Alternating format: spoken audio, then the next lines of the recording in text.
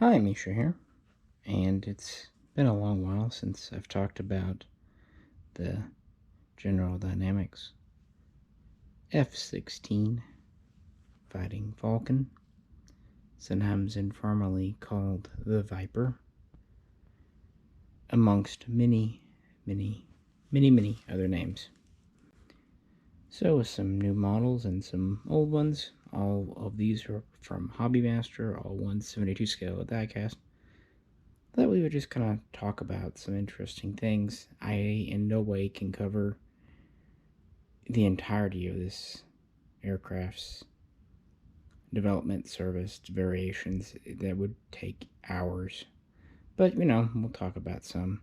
And so I have 6 here.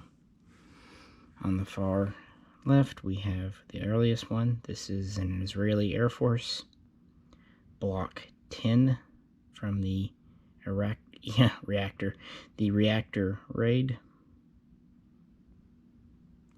Then we have a neat one here from NASA that is a Block 15, I do believe.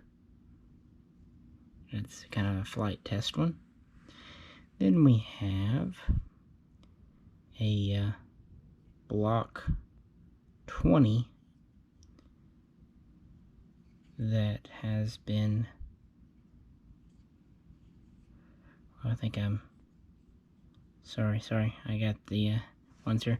I don't actually know what block this one is. This is a F-16B, so it's the first two-seater, and it's upgraded with the MU program, but I never could figure out which exact block it is. But either way, it's a block 15 or 20 or 25, doesn't matter.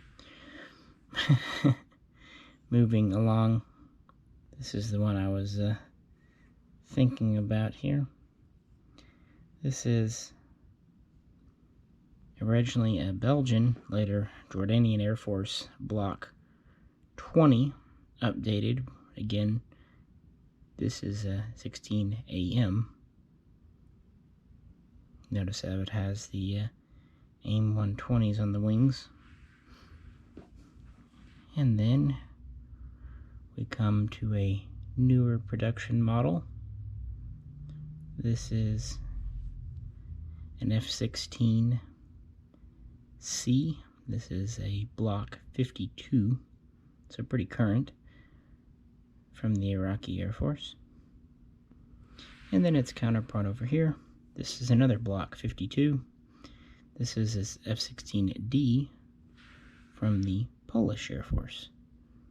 And this is actually a Block 52 plus because it has the conformal fuel tanks and additional ridge on the back for the new avionics. The F-16 started off as a air superiority fighter, but it very quickly evolved into a multi-role fighter even before it was put into production. So you'll see some of these outfitted with air-to-air and air-to-surface missiles, and of course iron bombs. And really the F-16 is still in production today. And with over 4,000 built, it will probably be not only an American service, but foreign service for the next 20, 30 years, especially with the mid-life upgrades.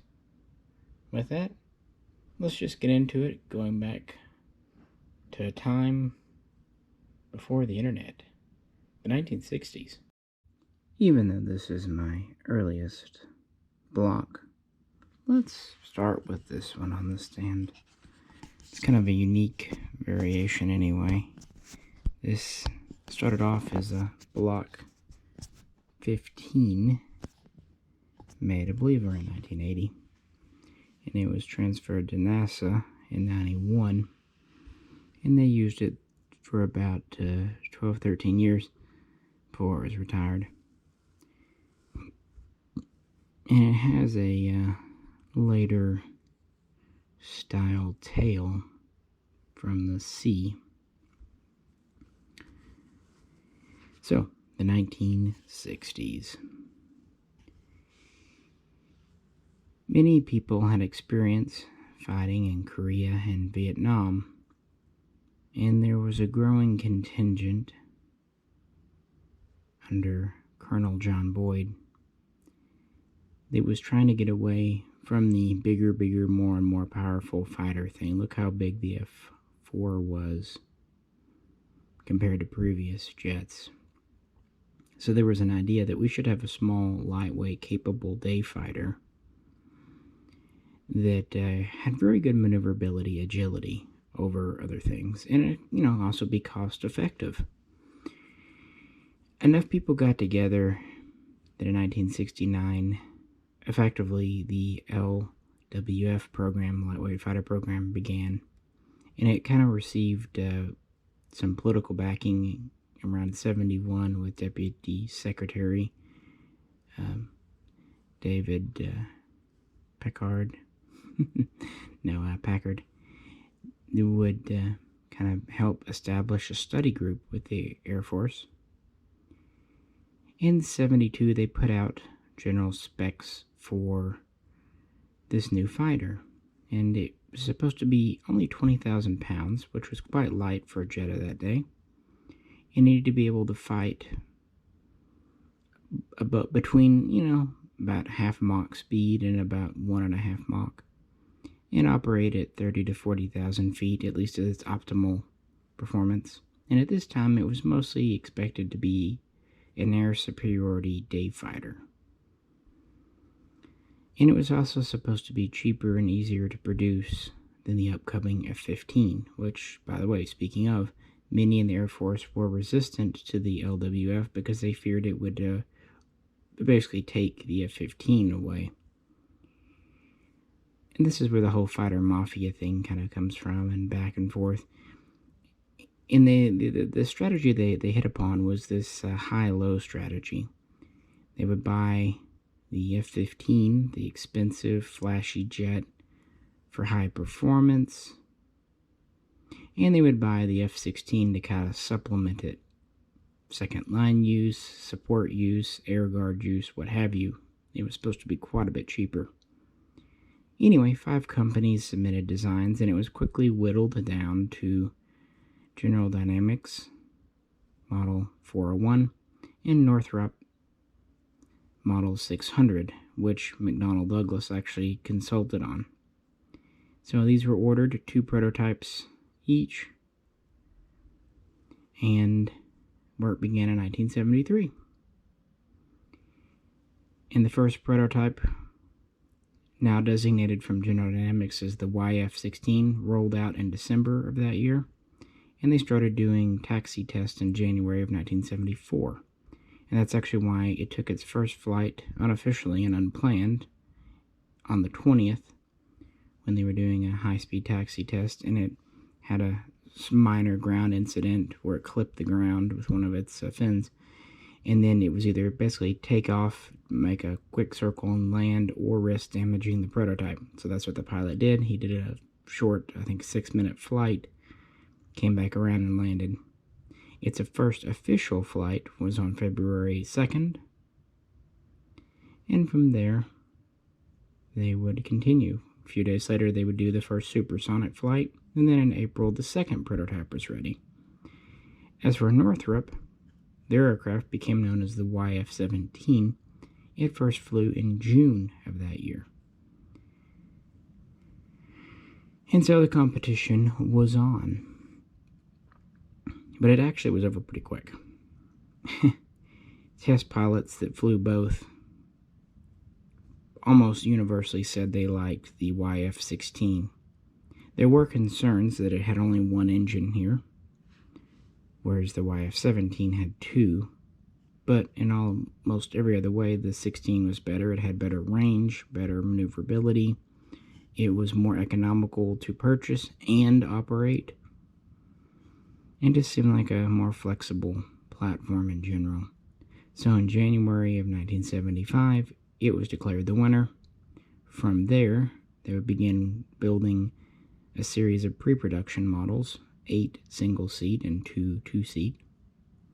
These would begin to roll out in 76 and be tested. The double-seat, the 2-seat, would come out in 77.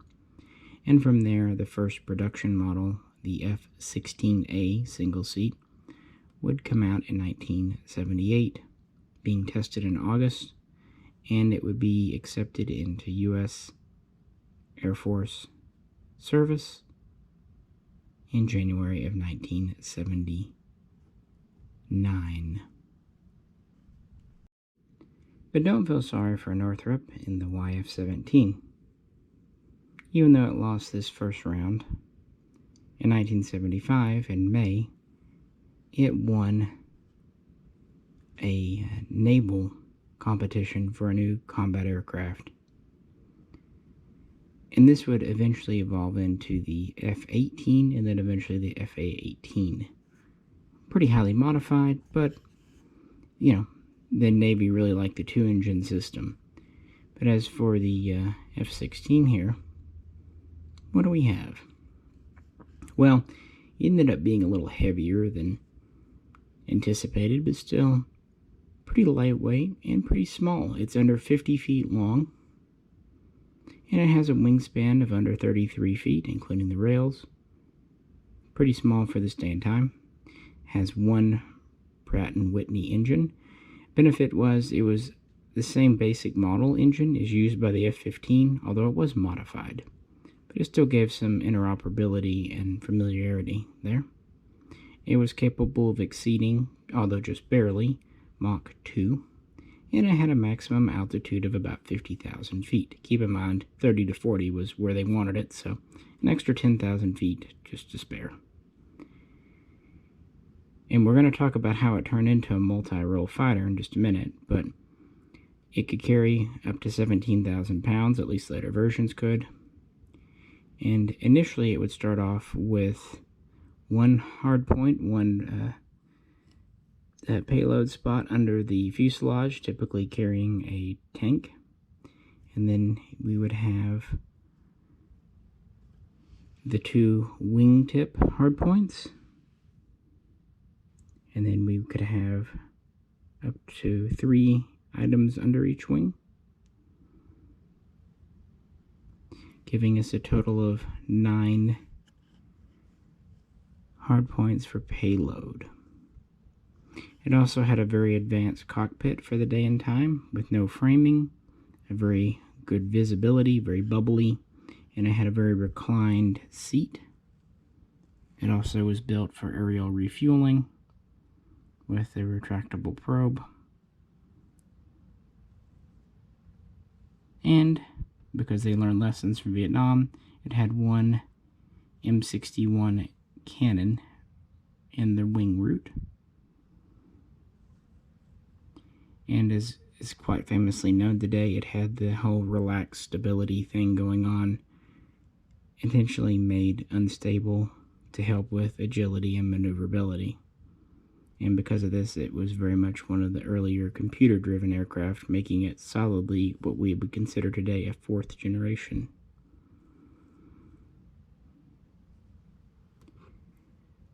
So it entered into U.S. Air Force service in 1979 and was in squadron service by 1980, and it was officially named the Fighting Falcon after the Air Force's mascot. At this time, because of budget cuts with the Carter administration and everything else, a lot of the opposition to the F-16 was kind of gone.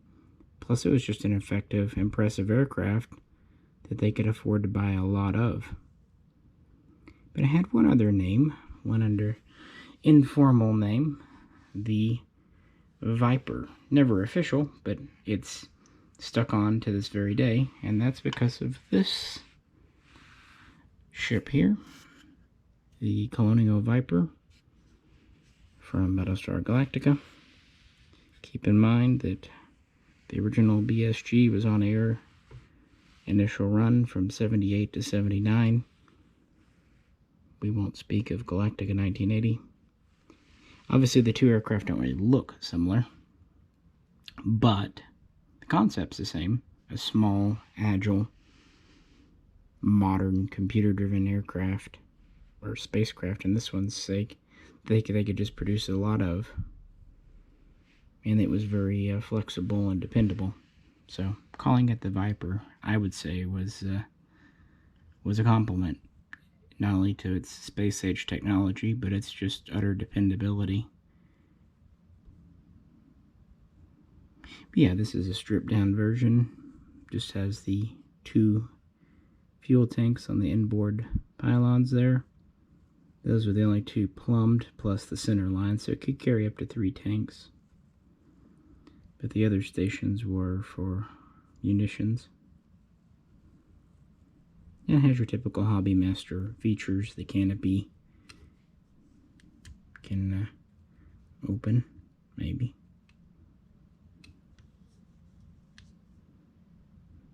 Apparently this one's really stiff today.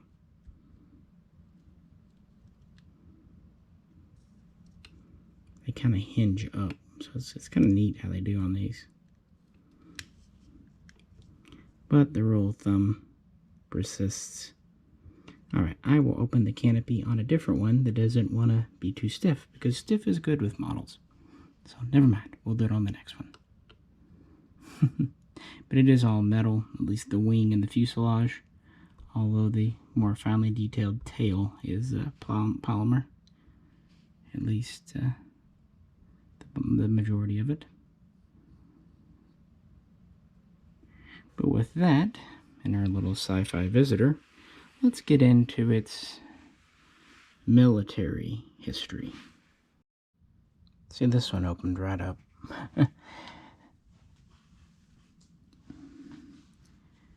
So, Israel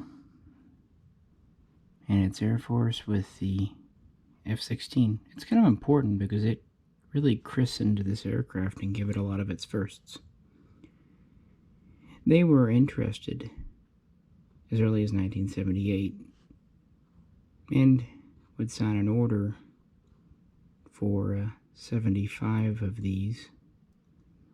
And in 1979, when the Iranian order was canceled because of the takeover there, they kind of bumped Israel up and meant that in January of 1980 there was a big ceremony handing over the first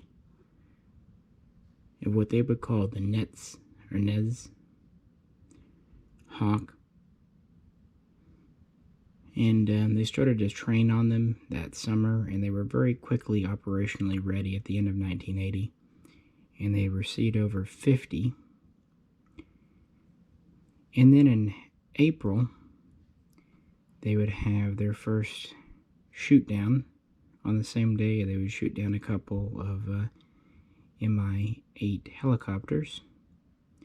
And then in June, they would be the operation to strike and knock out the Iraqi nuclear facility, nuclear reactor at Osirak. Kind of a famous thing, and that's what this model is from. And that really pushed the envelope. This was the first ground strike the F-16 had. They would launch with 4 sidewinders for self-defense and 2 2,000-pound bombs, one under each wing, and 3 fuel tanks. This one doesn't have its center line because it's on the stand. And this pushed the envelope. Really, it went beyond the official range of the F-16, 1,000 miles. And on top of that, they were flying at low altitude for stealthiness. They would send 8 of these, and they would be escorted by 6 new F-15s. And officially, the reactor strike was successful, but it was essentially unprovoked, although someone might call it a preemptive strike. And Reagan did denounce it, but it also complimented it, and then worked behind the scenes politically to kind of smooth things over and get the last orders delivered to Israel. So it was one of those political things. In July, just after the strike, there would be the first air-to-air victory with another jet fighter. An Israeli F-16 would shoot down a MiG-21. And they were off to the races. In fact, to date, over 47 air-to-air victories are accredited to Israeli F-16s. which is more than 2/3 of total F-16 air-to-air victories, period. The original program that they received these under was called Peace Marble, and there would be several more, and they would acquire more and more F-16s over the years, acquiring over 360. So the initial batch was just the beginning. And those were Block 10. What does that mean? Well, Block 1 obviously was the original. Block 5 was a minor update. They drilled some drain holes throughout the airframe where they were afraid water could collect, rainwater, what have you. So, yeah, kind of like with the M16, the F-16 got drain holes. They also started painting the radome, the nose. Originally they were just black, but this was considered too visually identifiable, and so they painted it either gray or brown, whatever the color of the aircraft was, to camo it. And that was the Block 5. The Block 10 was a similarly minor update. They went from attaching the aluminum alloy lattice with epoxy to bolting it on. So just kind of a manufacturing change. The F-16 used a lot more aluminum and other lightweight alloys as opposed to titanium, like on the SR-71, for example, because titanium was in short supply in America in the 70s and early 80s. Now, the older Block 1 and Block 5s are typically updated to Block 10 standard, and the U.S. Air Force would order 375 A models, single seat, and 125 B models, two seat. Again, Israel would get some. They would continue to fly them, and they would update their A's, and they had some B's too. They would even use some of these as wild weasels. And even though they kind of took them out of frontline combat in the 21st century, they used them for training and second line up through 2016 when the old Neds was finally officially retired with big ceremony. But yeah, Israel kind of gave the F-16 its baptism of fire and really proved that it was a good air-to-air fighter and ground attacker, frankly. And this is a neat model just because of what it represents, and it's an early variant to boot. The cockpit is just hinged on these. It doesn't. They don't give you two of them like on some Hobby Masters. It just comes down. Boop. It's that bubble style. Fits very well. But yeah, early on, they just basically carried sidewinders and iron bombs or rockets. Pretty basic ordnance, but they could carry a lot of it. And it was a light aircraft to operate. Let's move on. This one has another interesting history and kind of lets us talk about quite a bit. This is an F-16 AM, Block 20, at least it was originally. Formerly of the Belgian Air Force, I believe, and in the 21st century of the Royal Jordanian Air Force. So let's back up. The F-16 has been used not only by the USA and Israel, but 24 other nations besides, because it wasn't just Israel who took note of the lightweight fighter program.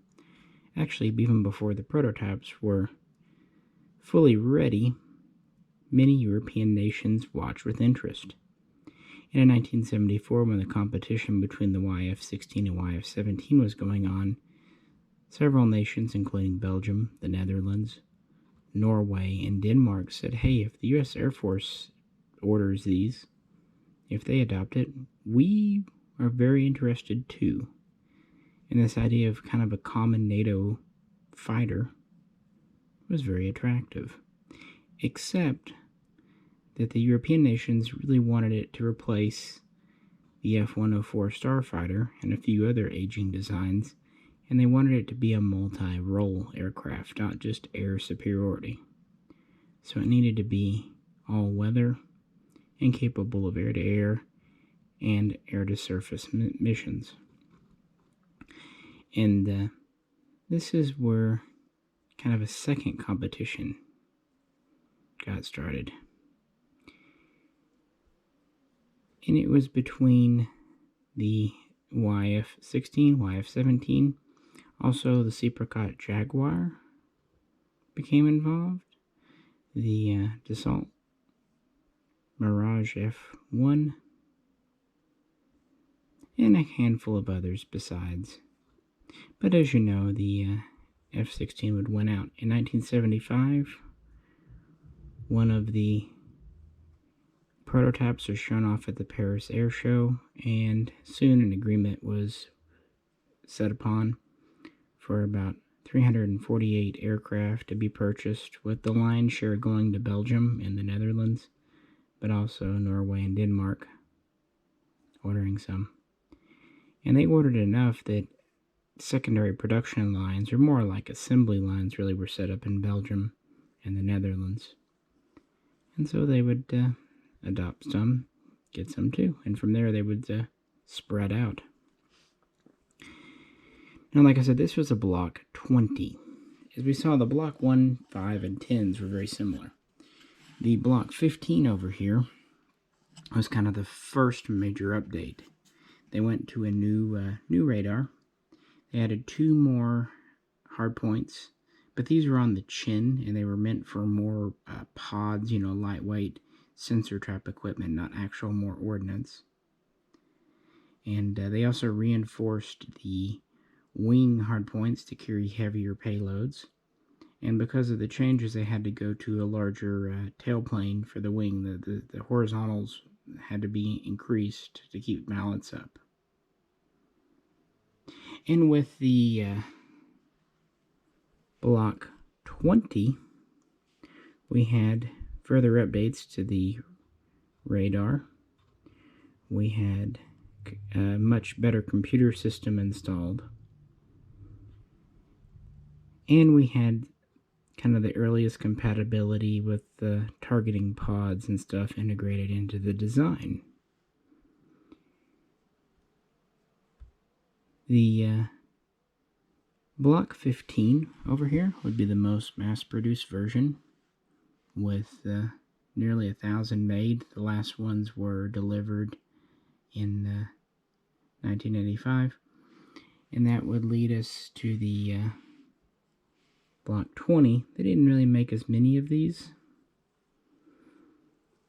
And the last of these would be delivered in 1996. So that kind of gives you a time frame period. They would also start to integrate new weapons systems. For example, the AIM-7 Sparrow missile can now be used in conjunction with the newer radar. They would also integrate a better, more secure, high-frequency radio system, communication system. And in 1989, General Dynamics began studying how to update the existing fleet to newer standards. We're going to get into the C's and the D's very shortly.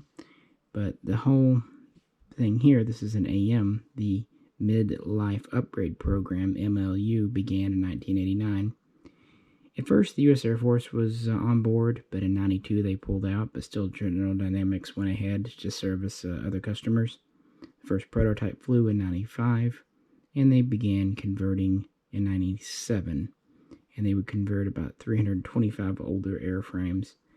They would give some new weapons capabilities, including using the AIM-120, medium-range air-to-air missile. They would update the avionics, the computers. They would update the radar again. And they would update access to Lantern and other pod-type equipment. Just basically refurbishing the airframe too, taking ones that are maybe getting towards the end of their service lives, refurbishing them, giving them a new lease on life. And that's actually where the Jordanian Air Force kind of gets involved. They signed a peace agreement with Israel in 94, and they thought it'd be neat to have our own F-16s. And so they would get their first batch under Peace Hawk between 97, 98. These would be former American aircraft, but then they would get interested in buying aircraft from Belgium and the Netherlands in the 21st century. They would buy A's and B's, and these would all have the midlife update gun. So these were F-16 AMs and BMs. And over time, they would get quite a fleet. I think Jordan operated, at least at the peak, nearly 80 F-16s. And there's been multiple Peace Hawk programs. I think they're up to 6 now. But it shows them just how much the airframe could take. In fact, when they built these, General Dynamics intentionally overdid the airframe, so it had twice the number of hours that the specifications initially called for, which was good, and which is why several old aircraft are still flying today.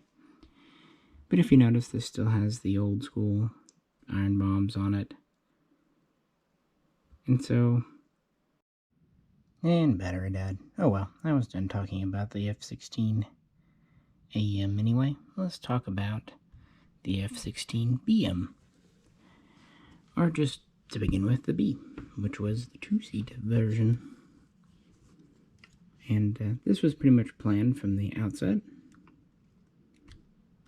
See, this one has the opening canopy tube, if I can get it propped open. Not sure how you're supposed to do on this.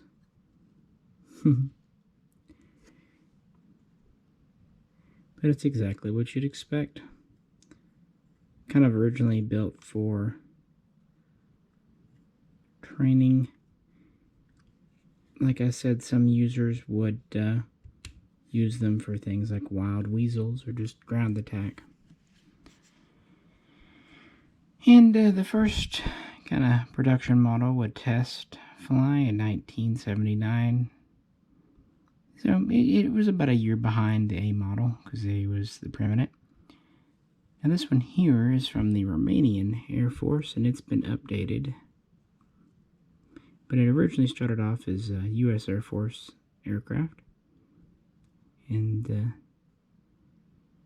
the B. I have this one kind of set up in a ground attack.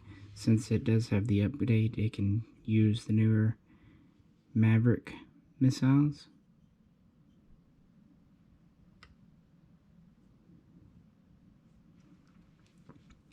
And Romania, like many other former Warsaw Pact nations, like the F-16's modern abilities and NATO interoperability and all that good stuff. So why not? The Block 20 would be the last of the AB series, with the Block 25, first tested in 1984, we would enter into the C series. And in the beginning, it was mostly another round of updates for the radar and the avionics. Also, it had better access to lantern pods and other pods, quite a bit more gear on board, and so the Block 25, at least soon, would feature an uprated Pratt & Whitney engine, more power for the slightly heavier airframe. But this was really just an interim solution. They would only build about 250 total of the first variant of the CD, really, I should say.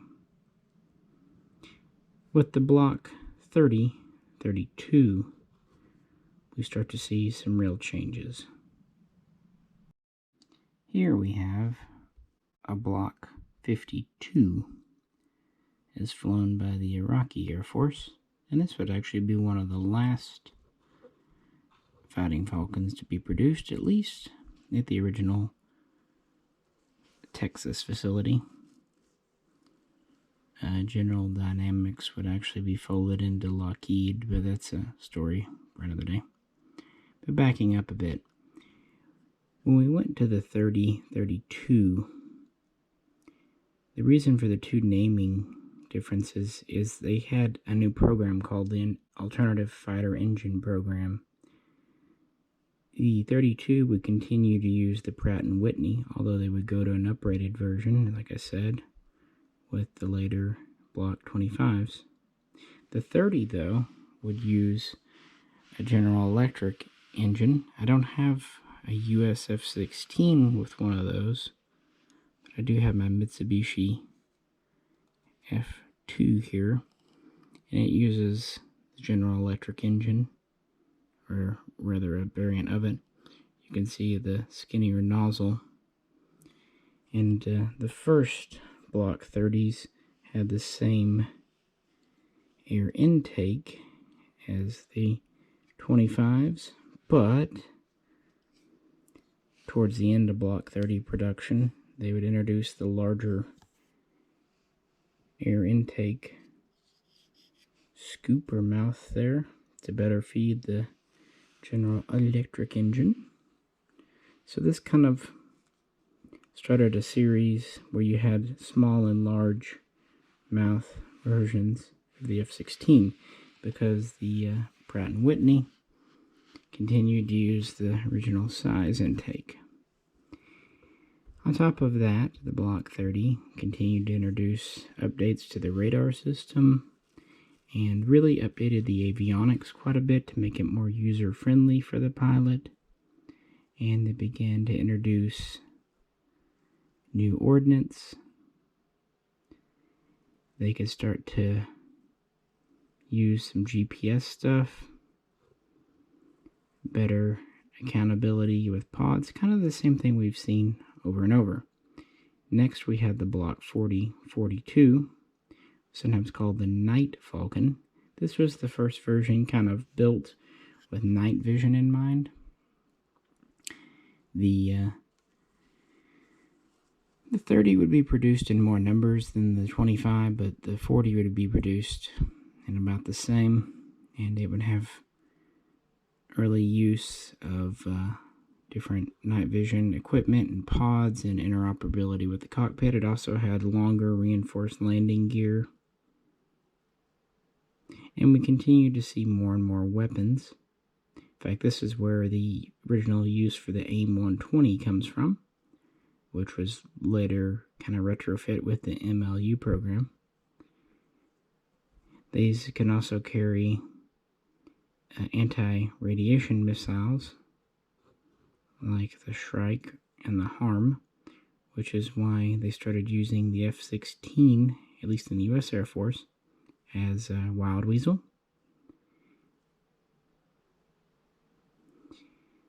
And updates would continue throughout.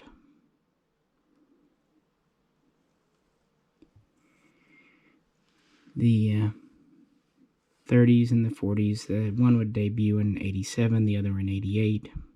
So they were coming in service by Desert Storm. The F-16 was a very prominent aircraft during that Gulf War, flown by America and allies. In fact, it made up about 1/4 of all strike missions. And then it continued to serve in more of the air-to-air role to enforce the no-fly zone in 92. And then in the mid-decade, they were used over Bosnia. And the U.S. Air Force would return to Iraq with Operation Desert Fox in 98, when Saddam Hussein was breaking terms of sanctions and embargoes. And were very much still in service during the Second Iraq War. And the U.S. Air Force would take delivery of their 2,231st F-16 in 2005, and this would be their final one. Originally, they said they would buy 650, and they might order 1,400. So yeah, I would say they definitely went over that. But just because the U.S. Air Force was done doesn't mean production was over. I mean, this is where a lot of aircraft were produced for allies. Also, the Air Force would continue to update. For example, it would update its F-16Cs to the C++ standard so it can use newer munitions and had better GPS coordination. And they would introduce a compatibility with modern night vision goggles in 2004, so they continue to keep them up to date. As far as the engines, the General Electric versus the Pratt & Whitney, it doesn't seem like there's a lot of difference in thrust and everything. They're very similar. And the idea was that way they're not solely dependent on one engine, just in case. But yeah, this Rocky one I have kind of set up in an air-to-air. We have four short range, and then 2 medium range, and of course the regular fuel tanks. And there are some differences when you get into newer versions, especially around the tail and various accoutrements under the wings.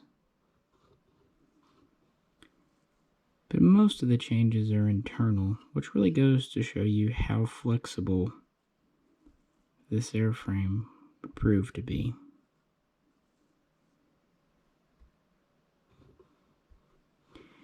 And if you'd like to see maybe an updated video on the Mitsubishi F2, I haven't done one of these in a while, but it's kind of neat. It's certainly based on the F-16, but has a larger wing and really introduced some new capabilities to the design that it didn't previously have. Plus they made their own version of the Sidewinder here. The unique barbed tip. And with that, let's move in to the most recent series. Hi, Misha from the future here, interjecting. The video you're watching I recorded a couple of months ago. And yeah, there's usually that kind of lead time, but it just depends. And I hadn't put it out yet, and I realized I don't like putting out incomplete things. And a month ago, a couple of new F-16 models came out. One of them was the F-16 CM Wild Weasel, which I did a full video on. Check that out. And another one is this here. This is an F-16 C Block 40. And this is what I was missing in the original video. Beginning with the Block 30, as I said earlier, they went to the alternative fighter engine program, where you had not only the original Pratt & Whitney, but you introduced the newer General Electric engine. You can see the larger exhaust here. And then with the Block 30D, they introduced this larger mouth here. So the Block 40, now the Block 30 came out in 87. The Block 40 was pretty quickly behind, around 1988. And it had more updates. The major one was, it was the first to come from the factory able to carry a lantern pod, the one you see here. It was also the first F-16 to feature a GPS receiver. It had improved radar, which expanded its all-weather nighttime operational capabilities, so much so that it was sometimes called the Night Falcon. Now, it would not be fully night capable until about 2004, when the cockpit was overhauled to make it night vision goggle compatible all the way. But you know, for the 1980s, it was a step in the right direction. Like the Block 30, it could use the new AMRAAM, the AIM-120 missiles. This model also has the updated AIM-9 Sidewinders, the X models. And it was updated in the early 21st century to carry newer things like JDAM as well. So the Block 40 here is an interim step, but I just wanted a couple of F-16s that had the General Electric engine. Truth is, I had pre-ordered this one months ago, but then when the Wild Weasel came in. The Wild Weasel one wasn't marketed in the pre-order stuff as a Wild Weasel, so I didn't know. And since I had been looking for a Wild Weasel, well, there you go. But anyway, I didn't have a Block 40, so why not? Most of mine end up with the Pratt & Whitney engine, so just some variety. This model here is from the Air National Guard. They would build over 600 Block 40, 42s, and they would be exported to around half a dozen nations, including Israel. Or they'd be used by half a dozen, including America and Israel, and so on and so forth. So yeah, pretty good production model, and a good stepping stone to the Block 50, 52. And with that, let's go back to the past and continue on with the video. And for our final F-16 today, we have a Polish Air Force F-16D Block 52 Plus. The original Block 50-52 series was tested in 1991 and pretty much just continued what the 40-42 started, with still more access to newer weapons, pods, equipment, GPS, improved displays, radars, what have you. But about a decade later, the 50-52 Plus was unveiled in 2003 with Greece as the first buyer. And this had a modernized GPS system, and it could use new guided munitions, especially air-to-surface, like the JDAM. It could also use the most recent versions of the AIM-9, the AIM-9X, as well as the AIM-120C. Because of the additional avionics, it has this spine. Also in there was an oxygen generation system for the crew. And now these could be fitted with conformal fuel tanks up here, which would free up a couple of spots under the wings for more munitions if ever needed. Or you could really tank this thing up for good range, good loitering, what have you.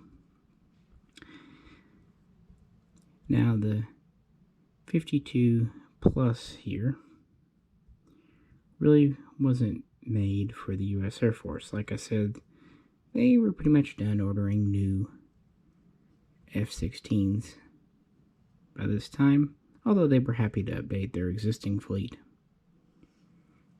Instead, this is for allies. Poland joined NATO and needed to replace aging fleets of Soviet-era aircraft, namely the MiG-21, the Su-22. Its most modern aircraft were the MiG-29s at the time.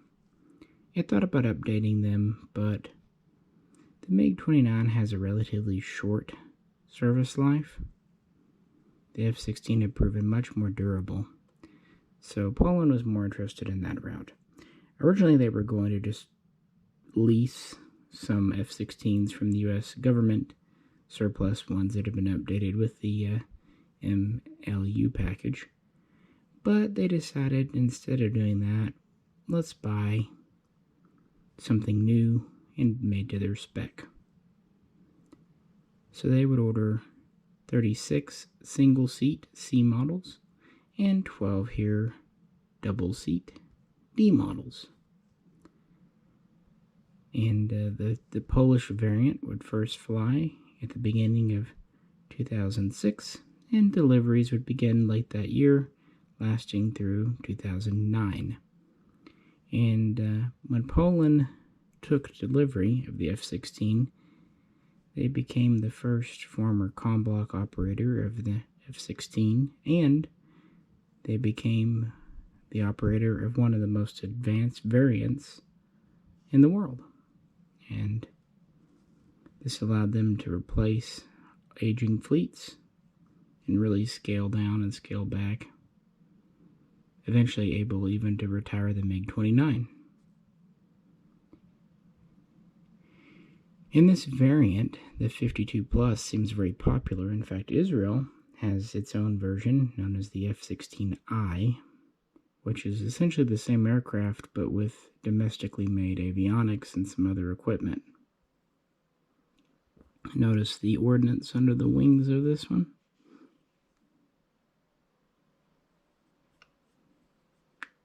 And we have the updated air-to-air missiles.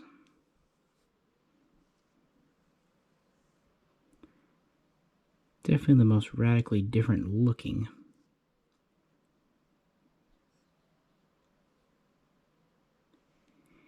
And then in 2012, the program continued. You had the F-16 Block 60-62 made for the UAE. And then you had the Block 70-72, just recently released last few years, that is meant to work with modern 5th generation aircraft, is an aggressor aircraft or a support aircraft, second line aircraft. So it has a lot newer avionics and other systems. And it's interesting, the Block 70 seems to have finally fully embraced the Viper name. I think Lockheed is even using Viper for this version. Sometimes it's referred to as the F-16V. And there are other versions besides, because they're happy to customize these for other customers. At the end of 2017, the production line in Texas was shut down, with the last aircraft going to Iraq. However, this was just a temporary hold. Towards the end of 2019, a new production line opened up in South Carolina. And not only did they have plenty of orders for update packages for older airframes, they still had orders for new airframes coming in. So throughout 2020, they were looking to fulfill these. And this has to do with how a lot of the new aircraft, like the F-35, have been behind schedule. Or aircraft like the Eurofighter Typhoon have been just so much more expensive than initially promised. Some of these new aircraft just don't seem to be worth the extra money to users like Poland or Romania, or even to some extent Israel, who does have the F-35 but still has a large fleet of F-16s. Heck, for that matter, the U.S. Air Force still flies several hundred F-16s, and these look to be hanging around, at least in some areas, for the next at least 5 years, probably closer to 10 years, maybe even longer. A very successful design when you consider that it was kind of a low-cost alternative. It's interesting, too, because Northrop tried a very similar idea with the F-5, and while the F-5 met with some limited success, it was never really successful in the USA. But I guess the 1970s, late 70s, early 80s, by that time, a low-cost, multi-purpose fighter, its day had come. The idea was no longer abhorrent, because they had done the best with the F-15 and the F-14 and others. And in the 80s, you start to see more consolidation, more multi-role craft with the F-16 and FA-18. Of course, we do see some specialist craft like the F-22 coming out, but many other specialist craft have been canceled. And even the F-35 itself is a multi-role craft, at least in principle, is supposed to be the spiritual successor to the F-16. But the jury's kind of still out on just how successful that will be. It's certainly more promising today than it was 10 years ago. But, yeah, other aircraft like the Eurofighter Typhoon, I wouldn't say they've been dead on arrival, but I do note that many nations like Germany are already looking to replacing the Typhoon, even though they only put it in service a decade ago. But with the new camera and several new models to show you, I thought, why not revisit the good old Fighting Falcon. It is very much a generic jet aircraft, but that's just a testament to how successful it really was, and how many roles it could fulfill. Research aircraft, bomber, fighter, patrol aircraft, wild weasel, trainer. Yeah, it could do quite a bit. So while it's maybe not the flashiest aircraft, a lot of pilots really like how it handles. They appreciate the ergonomic cockpit layout, from the reclined seat to the off-center joystick, the multi-function now color displays, and the excellent visibility that the canopy affords.